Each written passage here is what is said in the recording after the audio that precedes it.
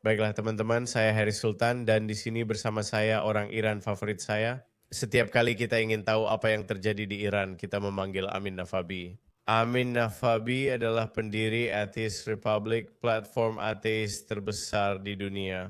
Di Facebook, YouTube, TikTok, dan Instagram, Anda bisa menemukannya di mana saja. Jadi itu tidak hanya membahas tentang ateisme saja, sama seperti banyak dari kita para aktivis, perjalanan hidupnya juga telah berkembang menjadi sesuatu yang benar-benar berbeda. Di sini kita tidak hanya membahas ateisme tapi juga isu lainnya.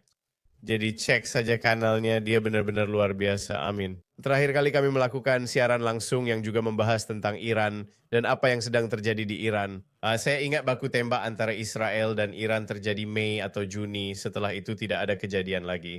Tenda rezimnya tetap berdiri meski banyak dari kita sempat antusias, tapi saya ingat kamu bilang tahan dulu semangatnya. Ya kamu tidak pernah tahu apakah mereka akan bertahan dari ini atau mereka mungkin akan tumbang. Seperti Putin, kita tidak tahu apa yang terjadi di Rusia. Inilah masalah negara autokrasi, kita tak bisa menebak. Tapi ketika itu terjadi, ketika rezimnya tumbang, tiba-tiba saja, oh semuanya jadi masuk akal. Saya tidak mau menekan Anda dan bertanya, apakah rezim itu akan tumbang? Saya tahu kita tidak tahu jawabannya, tapi ceritakan kepada saya apa yang terjadi. Mengapa kita tiba-tiba saja terbangun dengan ratusan klip, bahkan mungkin ribuan sekarang? Ratusan klip yang memperlihatkan ribuan orang Iran memprotes rezim, termasuk orang-orang yang dulunya mendukung rezim itu, saya lupa namanya. Kamu sebut mereka kemarin di siaran. Apa yang terjadi di Iran? Benar? Jadi ini memang bisa diprediksi. Kita tidak tahu kapan, tapi kita tahu pada akhirnya akan terjadi. Kami sudah membahas ini di saluran Persia dan Inggris. Ada terlalu banyak kemarahan dan kemarahan terhadap rezim sehingga hal ini pasti akan terjadi. Dan banyak orang terus bertanya, kapan ini akan terjadi? Kapan ini akan terjadi? Apakah ini akan terjadi? Dan kami selalu, jawaban kami adalah, ya, ini akan terjadi. Pasti ini akan terjadi, tapi kapan tepatnya itu akan terjadi tidak ada yang tahu. Beberapa orang sudah memprediksi hal ini akan terkait harga bahan bakar, dan itu benar terjadi. Karena saya tidak tahu, apakah kamu tahu, si Oban beberapa tahun yang lalu, saya rasa sekitar 6 tahun yang lalu. Orang-orang, apakah protes itu terjadi sebagai respons terhadap kenaikan harga bahan bakar, dan ini juga terjadi beberapa hari setelah harga bahan bakar naik. Namun, meskipun pemicunya biasanya bersifat ekonomi, namun kelanjutan dan meluasnya protes tersebut bukan karena faktor ekonomi. Itu segalanya pada dasarnya. Sangat penting bagi semua orang untuk memahami bahwa orang-orang ini tidak meminta Republik Islam untuk memperbaiki kondisi mereka. Ini sudah selesai, para pengunjuk rasa ini ingin rezim itu tumbang. Ini bukan tentang membuat kebijakan yang menurunkan inflasi, ini bukan tentang membuat kebijakan yang menurunkan harga gas, mengembalikan listrik, atau mengembalikan air. Ini bukan tentang hal-hal itu, ini tentang mengakhiri Republik Islam sepenuhnya. Dan ini sangat penting untuk dipahami. Karena rezim sedang berusaha melakukan transisi palsu untuk memuaskan orang-orang ini. Karena orang-orang ini tidak akan puas dengan apapun, kecuali perubahan rezim secara total, bukan perubahan rezim palsu. Yang memang perlu kita bicarakan. Karena kita sedang mengalaminya sekarang, dalam bahaya rezim, berhasil melakukan perubahan rezim palsu. Benar? Jadi penting untuk memahami bahwa rezim sebenarnya tidak punya alat untuk memperbaiki apapun, bahkan jika mereka mau. Ada dua hal penting. Rezim tidak ingin memperbaiki keadaan karena bukan untuk kepentingannya. Dan itu, kita bisa membahas banyak detail tentang mengapa rezim sebenarnya tidak ingin memperbaiki hal ini. Kalau mau, saya bisa membahasnya lebih lanjut. Saya ingin lebih memahami seperti apa bentuk rezim palsu itu. Apa maksud Anda dengan itu?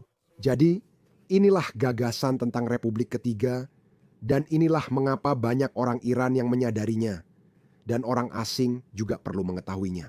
Oke, jadi yang sedang kita coba hindari adalah Republik Ketiga, jadi Republik Pertama, Republik Islam adalah Republik Khomeini. Republik kedua adalah Republik Khomeini, benar? Jadi pemahaman banyak orang Iran yang saya setujui adalah bahwa Republik Islam sedang berusaha bertransisi menjadi Republik Islam tanpa Khamenei. Itu seperti penerusnya. Ya, jadi mereka akan mengatakan bahwa kita melakukan reformasi, meski ini rezim reformasi, intinya tetap rezim Islam. Jadi pada dasarnya Anda hanya berpindah dari Kim Jong-un ke Kim Jong-il. Benar? Jadi yang ketiga, karakteristik Republik ketiga adalah segalanya akan lebih bebas dan kurang Islami, namun bukan jenis kebebasan yang kita cari. Segalanya tidak akan palsu, jadi inilah yang akan kita miliki di Republik ketiga. Kita tidak akan memiliki kewajiban hijab, kita akan memiliki alkohol yang dijual di Iran, kita akan memiliki konser, kita akan memiliki perempuan menari. Kita akan lebih bebas secara sosial, kan? Kita akan memiliki film-film yang dibuat dengan izin pemerintah, dengan perempuan tanpa hijab di dalamnya. Oke, kita mungkin akan memiliki pemerintahan yang tidak akan terlalu bermusuhan dengan Israel dan pasti juga tidak terlalu bermusuhan dengan Amerika, bukan? Tapi inilah yang tidak akan berubah.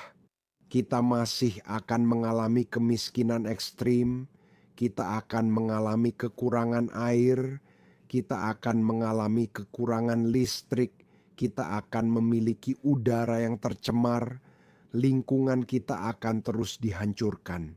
Karena IRGC masih akan berkuasa dan IRGC masih akan mengendalikan ekonomi. Banyak orang tidak memahami hal itu. Republik Islam telah kalah dalam pertempuran tentang Islam dan mereka juga telah kalah dalam banyak pertempuran lain terkait hijab. Islam, semuanya hilang. Mereka kalah dalam pertempuran itu. Bahkan tidak lagi menegakkan hijab. Mereka bahkan tidak lagi memperjuangkannya sebenarnya, Harris. Keadaannya sudah sangat parah. Seperti Iran, dipenuhi oleh begitu banyak orang yang menentang Islam, sehingga berbicara buruk tentang Islam sudah menjadi hal yang biasa. Bahkan, di beberapa daerah di Iran, membela Islam adalah hal yang tabu. Seperti orang-orang meminta maaf, seperti mereka, kadang mereka meminta izin, seperti, "Hei, saya pro-Islam. Bolehkan saya bicara soal ini?" Apakah kamu mengatakan bahwa Iran adalah negara paling Islamofobia saat ini? Dengan bangga, sangat bangga, begitu. Dan faktanya, situasinya sudah begitu parah, sampai-sampai rezim itu sendiri terkadang mencoba bekerja sama dengan pembuat konten anti-Islam untuk mendorong narasi anti-Pahlavi dan anti-Israel. Benar, kan? Situasinya sudah separah itu karena mereka tahu bahwa konten anti-Islam adalah yang paling. Bahkan, kita punya banyak orang pemerintah, kamu tahu, orang-orang di internet yang sendiri memposting banyak konten anti-Islam, agar di momen penting saat dibutuhkan, mereka juga memposting konten anti-Pahlavi atau anti-Israel. Karena kamu bisa mendapatkan banyak pengikut dengan memposting hal-hal anti-Islam. Dan sebenarnya sekarang ini sudah semakin pintar juga karena hal-hal anti-Islam sudah terlalu umum sekarang. Jadi sebenarnya sekarang tidak mendapatkan sebanyak pengikut seperti dulu. Taktik lain yang mereka gunakan sekarang adalah mereka benar-benar melakukannya. Kami memiliki akun-akun yang pro Pahlavi pertama dan kedua, tapi anti Pahlavi ketiga. Jadi kami punya banyak akun yang memuji Reza Shah dan memuji Muhammad Reza Shah. Hanya supaya mereka bisa menentang Pangeran Reza Pahlavi, yaitu Pahlavi ketiga. Saat ini peluang utama adalah pro-Pahlavi atau anti-Palestina. Saya bisa jelaskan mengapa mereka sangat fokus, mengapa kedua hal ini berkaitan, mengapa peluangnya sangat anti-Palestina, dan mengapa orang-orang Iran kini sangat fokus menjadi anti-Palestina. Jadi pada dasarnya yang Anda katakan adalah bahwa rezim ini sangat putus asa sehingga mereka mencoba semua strategi yang belum pernah terjadi sebelumnya yang bahkan tidak bisa kita bayangkan. Rakyat Iran sebelumnya pernah memprotes rezim tersebut ketika harga bensin dinaikkan atau mereka memprotes karena pemerintah mereka membuang-buang sumber daya untuk mendanai Hizbullah dan Hamas. Mereka juga melakukan protes atas nama feminisme dan kebebasan individu serta menentang hijab. Pada dasarnya rakyat Iran mencoba segala cara. Dan apa nama kelompok atau faksi yang kamu sebutkan kemarin yang secara historis mendukung rezim Muslim garis keras atau semacamnya? Tapi bahkan mereka sekarang juga memprotes rezim? Bazari, kamu bicara tentang Bazari. Oke ya Bazari. Jadi kalau aku tahu kamu sudah pernah mengatakannya sebelumnya, itu. Ya ini seperti menebang pohon dengan kapak tanpa tahu ayunan mana yang akan merobohkannya. Benar? Saya tetap harus menanyakan ini padamu meski sudah banyak protes. Dengan setiap gelombang protes baru, rezim semakin melemah secara signifikan. Khamenei, terakhir kali saya berbicara denganmu, kita mendengar dia sudah tua, dia sekarat, dia ketakutan. Ingat, dia bersembunyi, dia masuk ke bunkernya. Ketika Israel menembakkan rudal, dia tidak keluar. Dan saat itu kita pikir, wah ini sudah selesai. Saya tahu kita tak bisa bilang, tapi menurutmu bagaimana? Seperti apa yang kita lihat napas terakhir rezim ini? Jadi kami ini bukan masalah lagi. Oke, sekarang IRGC yang jadi masalah. Faktanya, pemahaman saya dan juga banyak orang lain adalah bahwa rezim sedang mencoba menggunakan Khamenei sebagai cara untuk menyalahkan semua yang sedang kita alami saat ini kepada Khamenei. Jadi begitu kita menyingkirkannya, entah karena dia meninggal atau karena Israel membunuhnya, ngomong-ngomong, rezim tampaknya agak mendorong Israel untuk datang dan membunuh Khamenei yang sebenarnya cukup menarik, bukan? Jadi mereka bisa melalui transisi ini seolah-olah semuanya karena Khamenei. Jadi kami sudah menyingkirkannya, sekarang semuanya baik-baik saja, bukan? Eh, rezim sebenarnya, tampaknya rezim benar-benar ingin Israel menyerang. Karena apakah rezim bisa menanggung sikapnya terhadap Israel? Lalu, jika itu yang Anda katakan, maka setelah Khamenei tidak lagi berkuasa, apakah mereka bisa melunakkan sikap mereka terhadap Israel demi bertahan hidup, bukan karena kebaikan hati mereka? Mereka bisa, tapi kemudian kami, rakyat Iran akan benar. Karena Anda tahu, Anda ingin mereka pergi? ya, jadi ini Samantha, salah satu penggemar kami di Atheist Republic. Dia mencontohkan misalnya dengan orang Yahudi dan Hitler, benar? Jadi kalau Hitler tidak menjadi masalah bagi Eropa dan kekuatan barat lainnya, orang Yahudi mungkin akan lebih menderita. Karena kalau begitu, dunia tidak akan bersatu untuk menyingkirkan Hitler dan mungkin dia akan terus saja menghabisi orang Yahudi, benar? Jadi, kita akan berada dalam situasi yang sama, seperti jika Republik Islam berhenti menjadi negara yang mengganggu, kamu tahu, kepentingan Israel atau Barat, maka mereka akan bertahan lebih lama. Dan kita orang Iran harus menghadapi itu kan? Jadi ini sebenarnya sesuatu yang kami takutkan. Tapi dan kamu akan dilupakan. Juga karena dunia akan kehilangan minat dan mereka tidak akan peduli tentang itu. Tidak, ya terserah. Biar saya benar-benar memberitahu kamu sesuatu, oke? Dan mungkin banyak orang tidak ingin mendengar ini, tapi ini akan membutuhkan lebih dari itu, maksud saya. Ini sangat mengesankan dan memang benar. Jumlah kerumunan kali ini bertambah lebih cepat daripada protes sebelumnya, benar? Namun, ada kemungkinan bahwa ini akan menjadi lebih besar dalam beberapa jam ke depan, benar? Namun, bisa juga ini mereda dan kita harus menunggu gelombang berikutnya. Kita hanya bisa melakukan apa yang kita tahu dan harus terus perjuangkan. Gelombang demi gelombang terus datang meski sudah mereda. Kita tak tahu gelombang mana yang akan menjatuhkan rezim, tapi kita harus memberikan segalanya. Kita seolah tak punya pilihan, jadi tak bisa memprediksi gelombang mana yang akan menjatuhkan rezim. Kita hanya tahu bahwa kita tidak punya alternatif lain selain terus mencoba, karena rakyat Iran tidak benar-benar hidup. Apa yang dilakukan rakyat Iran di sana bukanlah hidup. Ini maksud saya, jika saya melihat video-video yang terus-menerus keluar dari Iran, rasanya sangat menghancurkan. Itu sangat mengerikan dan buruk. Sebagian orang Iran tidak tahu betapa buruknya pengalaman orang Iran lain karena mereka hidup dalam gelembung masing-masing. Tapi itu terjadi lagi. Saya tidak akan membahas daftar video saya, kecuali Anda memintanya, tapi situasinya sangat buruk selama IRGC masih berkuasa.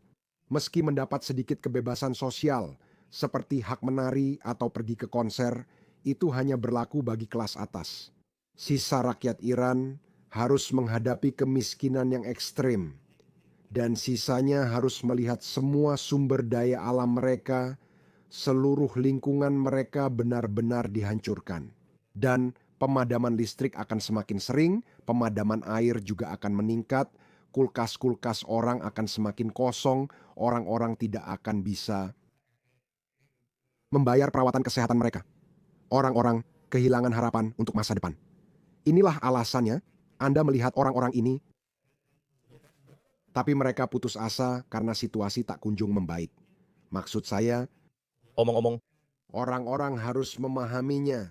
Satu hal jika sebuah negara miskin, tapi hal lain jika sebuah negara sudah mengalami tingkat gaya hidup yang lebih tinggi, lalu kehilangannya. Itu menimbulkan keputusasaan yang jarang ditemukan di negara lebih miskin. Seperti orang-orang di negara miskin yang memang sejak dulu miskin, mereka tidak mengalami frustrasi sebesar ini dibandingkan dengan negara yang pernah merasakan gaya hidup yang jauh lebih tinggi. Dan kemudian kehilangan itu, Kristus Visigrat berkata, para pengunjuk rasa anti-rezim telah mengambil alih kendali penuh atas jalan-jalan di kota Pulat Sahar di Provinsi Isfahan. Apakah ada yang dilebih-lebihkan? Apakah kita perlu berhati-hati atau waspada? kamu harus berhati-hati, kita sudah pernah mengalami ini sebelumnya. Saya tidak ingin orang-orang menjadi tidak optimis, tapi saya juga tidak ingin mereka menyebarkan harapan palsu. Ini mungkin hanya salah satu gelombang lain yang harus kita lalui, begini, di mana angkanya harus jauh lebih tinggi daripada yang kita lihat sekarang. Dan mungkin apakah ini tidak sebesar hampir seperti masa Amini atau yang terjadi pada tahun 2008? Apakah ini tidak sebesar itu? Tingkat pertumbuhan telah jauh lebih cepat, seperti kita beralih dari hari pertama ke hari kedua, melihat ukuran populasi yang biasanya membutuhkan waktu lebih lama. Jadi itulah yang begitu bagus dari hal itu.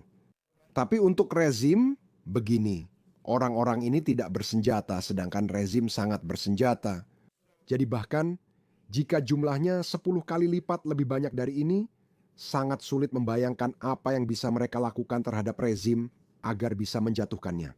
Dan inilah mengapa fokus Pangeran Roza Pahlavi adalah menggunakan kehadiran orang-orang di jalanan untuk menarik orang-orang dari angkatan bersenjata, dari rezim, agar bergabung dengan rakyat.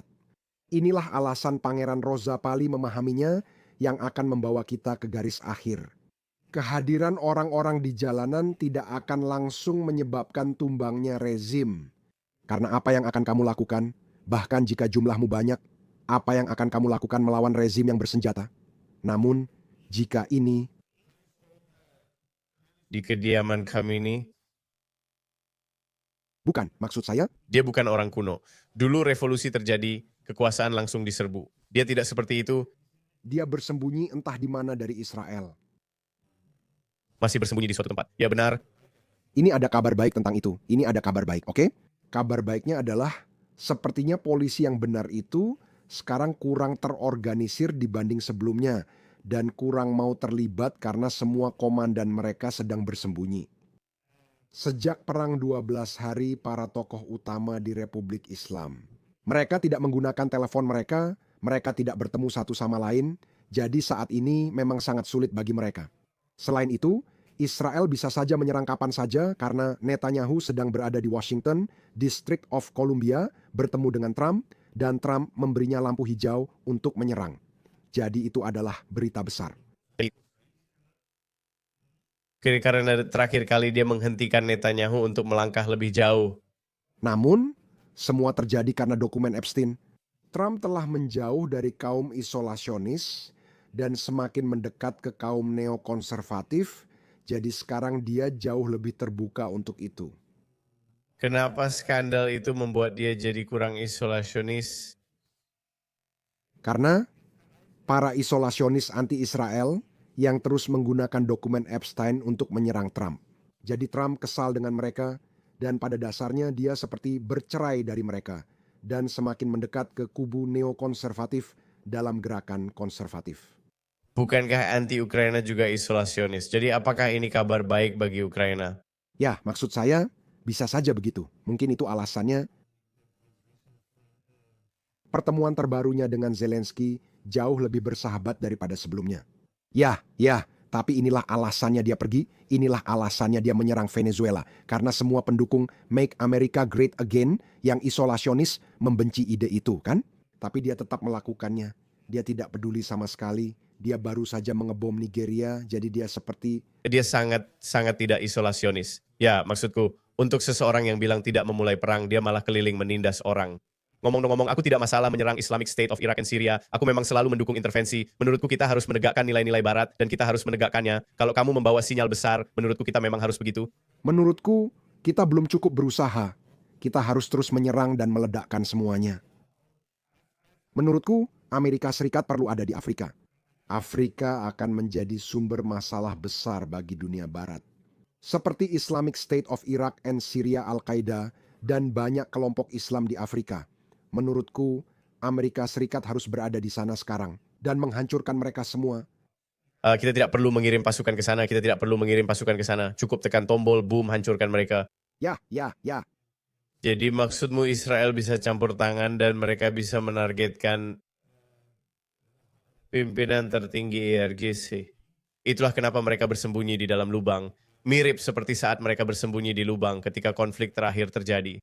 Mereka ketakutan dan tidak keluar. Saya juga pernah melihat beberapa video, tapi tidak tahu apakah mereka penjaga IRGC atau bukan. Mereka telah menembakkan peluru tajam ke para pengunjuk rasa. Ya, jadi ya. Tapi saya sebenarnya menceritakan ini kepada Anda berdasarkan apa yang kami alami di hari pertama dan kedua. Itulah mengapa ini mungkin berubah. Sekarang mereka mulai menembak orang dengan peluru tajam, jadi itu adalah eskalasi baru yang baru saja kami lihat. Jadi, omong-omong, saya akan menulis setelah siaran ini. Saya akan berbicara dengan teman-teman saya dari Iran, dan setelah itu, mungkin dalam beberapa jam, ketika orang-orang di Iran bangun. Saya akan siaran langsung tentang itu di saluran Persia lalu Inggris, tapi izinkan saya beritahu, ini yang membuat saya khawatir. Saya ingin komentar cepat dari Anda tentang ini. Siapa orang ini? Saya melihat video ini, jadi orang ini hanya duduk di depan barisan penjaga. Saya merasa Anda selalu menghargai keberanian orang-orang ini. Saya tidak yakin saya bisa memiliki keberanian seperti itu. Saya tidak tahu. Tapi sekali lagi, kita tidak berada dalam situasi yang sangat terdesak seperti itu. Siapa orang ini? Apakah kita tahu sesuatu tentang dia? Jadi, kita sebenarnya mengetahui bahwa dia adalah salah satu dari mereka, dan pada dasarnya dia berusaha menghentikan mereka. Meski termasuk di antara mereka, dia juga anggota pasukan rezim. Jadi, ini sebenarnya sangat menggembirakan mengingat dia adalah salah satu dari mereka, dan dia berbalik melawan mereka. Karena saya menunjukkan sebuah video, setelah itu, dia melihat bahwa mereka mulai memukulinya setelah itu kan. Jadi kita punya sebuah video setelah setidaknya salah satu orang dari sepeda motor mulai datang, mulai memukulinya. Tapi ternyata dia justru berbalik melawan orang-orang rezim itu. Meskipun dia orang ini, Kita tak tahu apa yang terjadi padanya. Mungkin saja dibunuh. Mari kita berharap itu tidak terjadi pada orang ini. Itu benar-benar membingungkan. Apa yang terjadi di dunia? Tadi kamu mau bilang sesuatu lagi? ya tadi saya mau bilang jadi begini kekhawatirannya kan. Kami khawatir kalau mereka mati, rezimnya justru sepertinya akan oke. Jadi rezim itu takut pada Israel, rezim itu juga takut pada revolusi nasionalis yang sedang terjadi di Iran saat ini. Oke, mereka mungkin ingin versi revolusi mereka sendiri tanpa kepemimpinan Putri Apalavi supaya mereka bisa pura-pura bahwa kita telah melewati sebuah revolusi. Sebenarnya mereka bukan tidak takut revolusi, justru hanya takut pada revolusi. Namun, dengan kepemimpinan Pangeran Reza Palev, inilah yang mereka takuti. Revolusi di bawah Putri Apalavi membuat mereka lebih khawatir dibanding serangan Israel. Ini juga yang dikatakan Netanyahu, omong-omong, karena seberapa dahsyat pun serangan Israel, itu tidak akan menyebabkan rezim tumbang, bukan? Kamu tidak bisa mengganti rezim dari udara, kamu bisa melemahkan rezim, tapi kamu tidak bisa mengganti rezim dari udara. Kamu butuh pasukan di darat, dan Israel tidak mampu mengirim pasukan ke darat ke Iran, dan tidak ada negara lain yang mau juga. Jadi orang Iran membutuhkan Israel, dan Israel membutuhkan orang Iran, tapi pada akhirnya dorongan terakhir harus dilakukan oleh rakyat Iran sendiri. Israel tidak bisa melakukan itu untuk Iran kan? Tapi bagaimana Anda menjawab poin itu?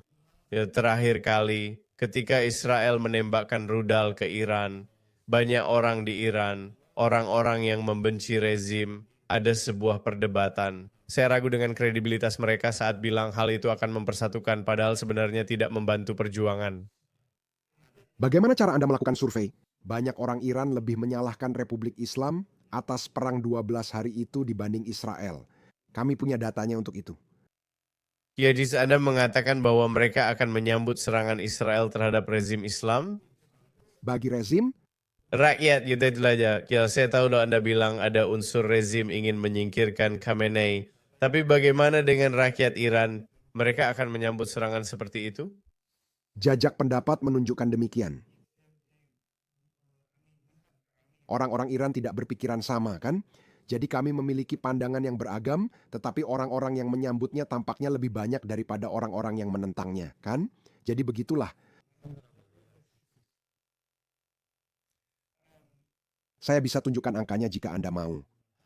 Saya merasa itu menarik karena kami mengalami hal serupa di Pakistan, di mana banyak orang yang mendukung Imran Khan dan sangat menentang militer Pakistan. Tapi begitu perang 6 atau 7 hari dimulai dengan India, mereka semua bersatu dan melupakan perbedaan mereka, lalu mereka menjadi satu melawan India, musuh asing, supaya kamu bisa memberikan dampak itu. Dan sebaliknya seperti serangan itu justru menjadi hal terburuk yang bisa terjadi pada Pakistan, karena militer otoriter Pakistan di bawah Jenderal Asim Muni, kepala staf Angkatan Darat yang baru. Dia mendadak lebih populer, mendapat legitimasi, memberi dirinya pangkat baru seperti marsikal lapangan, dan jadi pahlawan. Trump kini akur dengannya, sementara Imran Khan, kekuatan demokratis sejati, telah dilupakan. Jadi saya hanya ingin berhati-hati agar hal itu tidak terjadi di Iran. Jadi, angkanya di sini seperti... Jadi, pertanyaannya adalah, menurut Anda, pihak mana yang lebih bertanggung jawab memulai perang 12 hari itu? Jadi, 43 mengatakan Republik Islam, 32 mengatakan Israel, 16 mengatakan keduanya sama-sama, 7 mengatakan saya tidak tahu, tidak punya pendapat, jadi tidak ada yang menyalahkan. Ya, tapi yang bilang begitu, anggap saja mereka juga. Mereka pasti tak suka jika Israel menembakkan rudal ke negara itu. Jadi ada sekitar 50 lebih dari 50 orang yang tidak senang dengan hal itu. Ya, tapi memang benar, mereka tidak senang. Mereka tidak senang perang datang ke negara mereka, tapi banyak dari mereka juga menganggap perang jika perang itu akan membawa kebebasan bagi mereka. Maka mereka akan melihatnya sebagai sesuatu yang tidak diinginkan, tapi akan diterima jika memang benar-benar bisa menjatuhkan rezim tersebut. Namun maksud pertanyaannya adalah siapa yang kamu salahkan. Itu berbeda dengan pertanyaan apakah kamu akan menerimanya. Itu hanya menunjukkan kemarahan dan kekesalan, seperti, hei kamu tahu saya menyalahkan rezim Islam atas hal itu. Ya, tapi faktanya bahwa yang paling banyak disalahkan adalah Republik Islam, bukan Israel. Seperti mayoritas besar orang, itu belum pernah terjadi sebelumnya untuk sebuah negara. Seperti ada tentara asing datang ke negaramu dan mengebom, dan rakyat negaramu sendiri justru menganggap pemerintahmu jauh lebih bertanggung jawab daripada Israel. Ini belum pernah terjadi sebelumnya.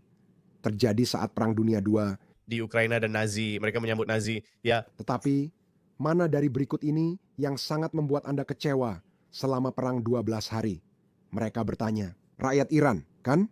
Jadi, 73 korban sipil, 45 serangan langsung ke wilayah Iran, 29 pembunuhan ilmuwan nuklir, 26 serangan ke penjara Evin, 21 penghancuran fasilitas nuklir, 20 pembunuhan komandan militer.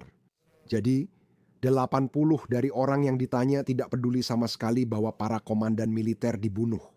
Mereka khawatir, 70 orang khawatir terhadap warga sipil yang tewas. Namun hanya 20 yang terganggu atas terbunuhnya komandan militer. tapi mereka tetap saja merasa terganggu. Mereka tetap saja merasa terganggu oleh sesuatu. Tidak. Mereka tetap saja merasa terganggu dengan serangan yang sebenarnya. Karena Biar saya jelaskan, saya juga merasa terganggu karena warga sipil meninggal. Saya merasa terganggu. Saya akan bilang, ya itu benar, saya juga.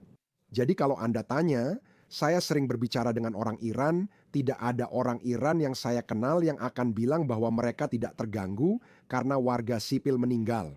Oke, bahkan tidak ada orang Iran. Tidak, biarkan saya selesaikan ini.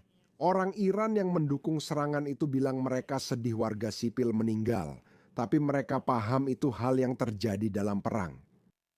tapi itu tidak ada di pertanyaannya. Poin itu tidak ada. Tidak, kamu tidak mendengarkan. Aku tidak bilang survei ini menunjukkan ada. Saya tidak punya angka tentang berapa banyak orang yang menyambut serangan itu, karena sayangnya survei ini tidak menanyakan pertanyaan-pertanyaan itu, kan? Saya tidak mengklaim apapun, hanya menyebutkan angka ini. Anda menyimpulkan dari itu, saya rasa ya, saya rasa. Saya tidak mengatakan angka ini menunjukkan bahwa orang-orang menyambut serangan itu. Saya mengatakan angka ini tidak menunjukkan bahwa mereka tidak menyambut serangan itu. Saya mengatakan Saya mengerti maksud saya benar-benar mengerti, saya bahkan mengerti bagaimana cara kerja pikiran Anda. Saya hanya berhati-hati bahwa saya berhati-hati dalam membuat kesimpulan. Saya tidak membuat klaim, tapi saya juga tidak menerima klaim bahwa orang-orang tidak menerimanya. Atau mungkinkah itu mungkin? mungkinkah karena Anda sangat ingin rezim Islam itu hilang sehingga Anda mungkin memiliki bias yang salah? Meskipun untuk membentuk opini yang meyakinkan, saya tahu Anda tidak membuat kesimpulan, Anda tidak membuat klaim. Meskipun itu, Ya, Anda tidak membuat kesimpulan, tapi Anda berbicara tentang Israel. Anda sangat berhati-hati, ya? Anda mungkin mengerti apa yang saya katakan, tapi karena Anda dibenci, jadi mungkin itu alasan Anda ingin pemerintah Israel menyerang. Oke, tapi maksud saya keinginan itu mungkin mengabaikan fakta bahwa mungkin ada banyak orang Iran yang mungkin tidak menyambut serangan itu. Saya tahu Anda tak mengatakannya, tapi Anda ingin campur tangan pemerintah Israel. HARRIS. Saya berbicara dengan orang Iran setiap hari. Oke, dengan pendapat yang berbeda-beda. Apa? Tapi itu hanya bersifat anekdot. Tidak, tidak, tidak. Kamu bahkan belum tahu apa yang akan saya katakan. Kamu bahkan belum tahu apa yang akan saya katakan. Kamu bahkan belum tahu kesimpulan apa yang akan saya ambil dari sini. Jadi beri saya waktu dulu untuk menjelaskan maksud sebelum kamu menilai itu cuma anekdot atau bukan, ya? Seperti kamu bisa saja bilang, ini hanya anekdot. Kalau saya menyimpulkan bahwa ini adalah persentasenya, itu bukan yang akan saya katakan. Itu bukan yang akan saya katakan. Itu bukan kesimpulan yang akan saya buat. Saya bilang saya berbicara dengan orang Iran setiap hari, jadi saya tahu bahwa ada banyak pendapat yang berbeda. Jadi jika saya punya pendapat, saya tidak akan pernah datang dan mencoba menjualnya sebagai pendapat mayoritas, kecuali saya punya data. Benar? Jadi data yang saya berikan hanya menunjukkan apa yang ditunjukkan oleh data. Dan jika data itu tidak menunjukkan sesuatu yang mungkin Anda sarankan bahwa data itu menunjukkan, saya akan bilang, ya, data itu tidak menunjukkan hal itu dan kita tidak tahu.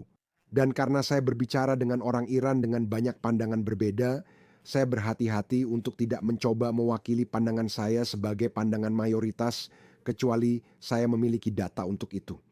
Dan sebenarnya saya bisa. Saya tahu argumennya, saya tidak tahu berapa persentase yang mereka wakili karena itu hanya berdasarkan cerita-cerita. Tapi saya sangat akrab dengan pendapat orang Iran yang bertentangan dengan pendapat saya dan logikanya. Argumen yang mereka buat untuk itu. Jadi kita tidak bisa menyimpulkan secara pasti, saya mengerti itu. Jadi kita tidak bisa secara pasti mengatakan bahwa pemerintah Israel menyerang rezim Islam akan menjadi ide yang baik. Kita tidak bisa menyimpulkan itu secara pasti. Oh, tidak, tidak, tidak. Saya bisa bilang itu ide yang baik, tapi kita tidak bisa mengatakan berapa persen rakyat Iran yang akan setuju dengan saya. Itulah yang terjadi. Jadi kamu bisa bilang itu ide yang baik. Tidak, itu tidak bisa jadi ide yang baik. Tidak, saya akan jelaskan kenapa kita tidak bisa mengatakan itu. Ya, saya tahu kamu begitu. Tapi ada sisi lain dari alasan itu juga. Yang mana maksudnya, itu mungkin membuat marah orang-orang yang kita belum punya bukti pasti tentang itu, mereka tidak akan melakukannya. Ini yang saya tahu. Ini yang saya tahu. Saya tidak tahu persis berapa persen rakyat Iran yang menyambut serangan Israel, tapi saya bisa bilang jumlahnya semakin banyak. Oke, Apapun itu, jadi itu yang bisa saya katakan. Oke, saya tahu pasti. mereka naik dari 5 ke 10, jadi itu masih bertumbuh. Tapi dalam skema besarnya, itu 20. Saya ragu itu. 5, menurut saya bisa 40, 50 atau 50 sampai 60 bukan 5. Saya tahu ada survei lain yang menunjukkan hal ini. Saya belum tahu di mana, nanti akan saya carikan saat kita bicara lagi. Tapi dukungan untuk Israel jauh lebih besar. Di Iran itu jauh lebih tinggi dari 5. Menurut saya sekarang sudah mayoritas. Oke, mari kita lanjutkan. Saya rasa ini yang ke-12. Bagaimana jika saya lagi? Saya tidak punya bukti untuk ini sekarang. Tapi saya rasa perang 12 hari mendorongnya menjadi mayoritas. Saya rasa di antara Jika ini adalah tebakan berdasarkan semua yang saya amati untuk ini, saya tidak punya data statistik. Yang saya tahu, pasti adalah semakin banyak orang di Iran yang mendukung Israel. Tapi yang saya tidak tahu pasti, tapi saya berani bertaruh, adalah bahwa Perang 12 hari berkontribusi pada semakin banyak orang yang mendukung Israel. Oke, cukup adil. Oke, jadi mari kita lanjutkan dengan itu dan mari kita berharap kamu benar. Dan Israel memang sedikit memberikan bantuan kepada rakyat Iran dan itu mungkin menyebabkan beberapa pembelotan di dalam barisan IRGC. Jadi Anda mengatakan bahwa itu mungkin satu-satunya cara untuk menggulingkan rezim karena rakyat sendiri tidak bersenjata, mereka tidak bisa melakukan segalanya dan mereka tidak bisa menggulingkan rezim. Sebenarnya, biar saya realistis, saya sebenarnya khawatir jika serangan Israel bisa membawa lebih banyak kerugian daripada manfaat. Jika bukan karena alasan lain, bukan karena orang-orang akan menjadi anti-Israel. Oke, jadi serangan berikutnya bisa membuat lebih banyak orang berbalik melawan Israel jika sasarannya adalah infrastruktur. Saya kenal banyak orang Iran yang saya kenal yang akan mengatakan bahkan itu pun tidak akan membuat mereka berbalik melawan Israel karena mereka paham bahwa Israel hanya berusaha untuk bertahan hidup. Tapi itu hanya teman-teman saya, jadi saya tidak tahu, tapi saya memang berpikir begitu. Karena dalam perang 12 hari Israel tidak menargetkan infrastruktur Iran, jadi saya curiga jika dalam serangan kedua mereka menargetkan infrastruktur, kemungkinan beberapa orang Iran akan berbalik melawan Israel. Tapi itu bukan kekhawatiran utama saya. Tidak, hal utama yang saya khawatirkan adalah itu. Jika mereka menyingkirkan Khamenei dan meninggalkan seseorang seperti Rouhani, karena jika mereka melakukan itu, situasi kita akan menjadi lebih buruk, bukan lebih baik. Saat ini, musuh utama kita bukan Khamenei. Musuh utama kita saat ini adalah orang-orang seperti Rouhani, Tajda Zarif, Arofshi, Nargis, Mohammadi, dan orang-orang seperti mereka. Mereka bisa membangun Republik Islam yang dapat membantu Republik Islam bertransisi ke Republik ketiga. Sebenarnya, di acara saya yang berbahasa Persia, saya biasanya mengatakan bahwa kita seharusnya berharap Khamenei hidup lebih lama. Dan penonton saya, setidaknya di saluran Persia saya, setuju dengan saya. Karena kami bilang, tolong jangan bunuh Khamenei tanpa membunuh Rouhani, karena Khamenei mengatakan semua hal yang benar. Khamenei benar-benar anti-Amerika dan benar-benar anti-Israel. Dan kami ingin dia keluar dan mengatakan semua omong kosong ini agar dunia bersatu melawan mereka. Dan dia sudah kehilangan akal sehatnya dan ini bagus. Dan kami seperti oh ya ampun karena dia datang dan mengatakan itu. Selama perang 12 hari mereka menang dan Israel kehilangan segalanya. Dan Republik Islam telah mencapai semua tujuannya dan Israel tidak mencapai tujuannya. Jadi sepertinya itu adalah tingkat kegilaan yang bahkan kita tidak terbiasa darinya. Biasanya dia tidak sebodoh ini. Maksud saya mereka semua bodoh, mereka Syiah, tapi tidak sebodoh ini. Jadi ini adalah tingkat analisis buruk yang baru bagi kami. Sepertinya ada beberapa hal yang sedang terjadi di Iran. Setidaknya menurut saya, sepertinya mereka sengaja menahannya, memberinya informasi yang buruk. Rezimnya, Seperti diktator lain, hal ini juga terjadi pada Putin. tapi menurut saya mereka melakukan itu agar para penggemarnya berpikir bahwa dia sudah kehilangan akal karena mereka berusaha menyingkirkannya. Tapi dia punya terlalu banyak dukungan di antara kelompok garis keras seperti beberapa yang kita sebut Arzashis, seperti anak-anak BCG, benar? Dan mereka memang perlu melakukannya. Jadi mereka melakukan dua hal. Mereka membuat dia mengatakan omong kosong bodoh. Dan pada saat yang sama. Tapi saya juga berpikir bahwa Republik Islam sedang memberi sinyal kepada Israel untuk silakan menyerang, ambil saja itu Khamenei. Dan kita akan baik-baik saja. Karena ini ada beberapa sinyal yang saya dapatkan dan inilah yang saya khawatirkan. Saya khawatir jika berikutnya, jika serangannya akan seperti itu, karena kemudian kita lalu rakyat Iran telah ditinggalkan, bukan? Jadi karena Republik Islam sudah keluar dan mengatakan itu, semua keputusan yang kami buat, seperti yang mereka katakan secara terbuka lebih dari sebelumnya, bahwa semua keputusan kami untuk 7 Oktober, Perang 12 hari, semua yang telah kami lakukan, dilakukan dengan keterlibatan langsung Khamenei. Dan mereka mengulanginya berkali-kali oleh begitu banyak pejabat, dan pemahaman kami adalah bahwa mereka memberi sinyal bahwa, "Hei, semua masalah kalian berasal dari Khamenei." Lalu Rohan Pezeskian muncul beberapa minggu yang lalu dan dia berkata, "Teman-teman, jika mereka membunuh Khamenei, semuanya selesai. Kita selesai. Mereka tak perlu membunuh semua orang, cukup membunuh Khamenei dan semuanya selesai." Dan dia mengatakan itu secara terbuka.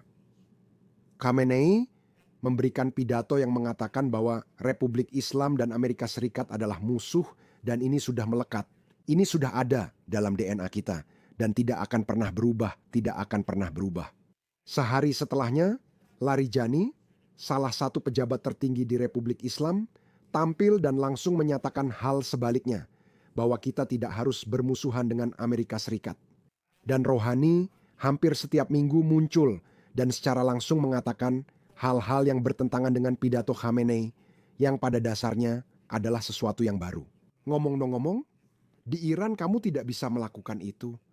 Jadi sepertinya mereka memberi sinyal kepada Barat bahwa kami tidak harus menjadi musuhmu. Semuanya ditentukan oleh keputusan ini, semuanya dibuat oleh orang ini, bunuh saja dia dan kita bisa berteman. Itulah sinyal yang mereka kirimkan kepada Israel dan Barat, dan kita sendiri sebenarnya tidak tahu hal itu. Oke, semoga yang terbaik untuk rakyat Iran. Ya, saya sangat percaya dengan apa yang sudah lama Anda katakan kepada kami karena saya menghargai pendapat Anda bahwa rezim ini akan tumbang. Ini hanya masalah waktu kapan itu akan terjadi. Rakyat Iran telah menyadari bahwa mendukung Pangeran Reza Pahlavi berarti segala sesuatu yang merusak Iran akan tersaring secara otomatis. Ada sebuah yel-yel, kami katakan, Makbar Seva berkata, "Mullah Shapul Mujah." Ini adalah yel-yel terkenal dari orang Iran, yang artinya mati untuk 3 korupsi, para mullah, kaum kiri, dan MBK kanan. Dan ketiga kelompok ini semuanya berusaha menggantikan Republik Islam. Dan rakyat Iran dengan mendukung Pangeran Reza Pahlavi menjaga semua orang ini tetap di luar. Semua hal yang membuat menghancurkan Iran. Tapi ini tidak hanya berlaku untuk rakyat Iran, ini juga berlaku untuk Israel. Pangeran Reza Pahlavi adalah pendukung demokrasi sekuler, ingin memiliki hubungan yang baik dengan Israel, memiliki hubungan yang baik dengan Amerika Serikat. Timnya terus bekerja sama dengan pejabat di Israel, dan rakyat Iran mencintainya serta mendukungnya lebih dari siapapun. Ini, omong-omong, menunjukkan seberapa besar keinginan rakyat Iran untuk memiliki hubungan yang baik dengan Israel karena mereka mendukung seseorang yang ingin memiliki hubungan yang baik dengan Israel. Tidak ada siapapun di Iran, siapapun. Setiap alternatif selain Pangeran Reza Pahlavi mungkin memang menentang Republik Islam, tetapi juga akan bersikap bermusuhan terhadap Israel dan Barat. Semua orang lain yang coba didorong oleh Republik Islam sebagai oposisi, mereka anti-imperialisme Barat, seperti yang mereka katakan, dan mereka juga anti-Zionis. Jadi dengan mendukung Pangeran Reza Pahlavi, Anda tidak hanya mendukung rakyat Iran, tetapi juga mendukung satu-satunya alternatif bagi Republik Islam yang ingin memiliki hubungan yang kuat dengan Israel dan ingin menjadi sekutu Israel. Jadi penting bagi Israel untuk mengenal Pangeran Reza Pahlavi dan mendukungnya. Ya, lanjutkan. Iran seperti yang kami inginkan, hanya Reza Pahlavi yang bisa membawa kami ke sana. Atau ada faksi lain, mereka mungkin anti rezim, tapi mereka punya agenda sendiri. Mereka mungkin benci Barat, mereka mungkin benci Israel. Dan ikut menyebabkan Iran yang tidak stabil, atau Iran yang sebenarnya tidak kita inginkan. Kita telah 40-50 tahun mengalami Iran seperti itu. Kini kita ingin Iran baru yang sekuler, liberal, dan demokratis, dan hanya Reza Pahlavi yang bisa mewujudkannya. Itu maksud Anda. Saya percaya pada perjuangan Palestina yang merupakan DNA dari Republik Islam. Bahkan jika mereka menyingkirkan Islam, bahkan jika mereka menghapus banyak hal seperti hijab wajib atau banyak hal lain yang sifatnya hanya permukaan di Republik Islam. Hal yang perlu Anda uji adalah apakah mereka mendukung perjuangan Palestina? Itu yang menyatukan mereka. Apakah mereka anti Pahlavi? Itu ujian Anda. Jika mereka pergi, siapapun yang pro Pahlavi dan pro Israel, itulah masa depan Iran. Itulah Iran. Itulah yang akan terjadi. Menginginkan hubungan sehat di Timur Tengah dengan semua tetangga, serta mendukung demokrasi sekuler dan kemakmuran. Dan ingin sepenuhnya menggulingkan Republik Islam. Sepenuhnya, bukan palsu, bukan reformasi, bukan sekadar mempercantik tampilan, sepenuhnya pada dasarnya menghancurkan cengkeraman IRGC atas rakyat Iran. Dan inilah mengapa Putri Pahlavi adalah solusi untuk masalah ekonomi. Karena setiap alternatif lain akan tetap mempertahankan kekuasaan IRGC di Iran. Artinya, kita tidak akan punya sektor swasta yang kuat. Dan memang tidak. Kita mungkin akan memiliki kebebasan sosial, tapi kita tidak akan memiliki kebebasan politik. Itu berarti sebagian besar masalah, sebagian besar kemiskinan, dan sebagian besar isolasionisme akan tetap sama. Hanya dengan benar-benar mencabut kekuasaan IRGC, Iran bisa makmur, dan itu hanya bisa terjadi dengan adanya alternatif yang memiliki ideologi bukan untuk Palestina, tapi untuk Iran, yaitu Pangeran Reza Pahlavi. Oke? Baik, kalau begitu mari kita akhiri seperti yang saya katakan. Kamu bisa menemukan lebih banyak tentang Innabi di kanalnya Atheist Republic, dan kamu juga bisa menonton versi lebih panjang dari diskusi ini di Atheist Republic, di mana siaran tersebut berlangsung hampir 1 jam. Jadi sampai jumpa lagi, tada dari kami berdua.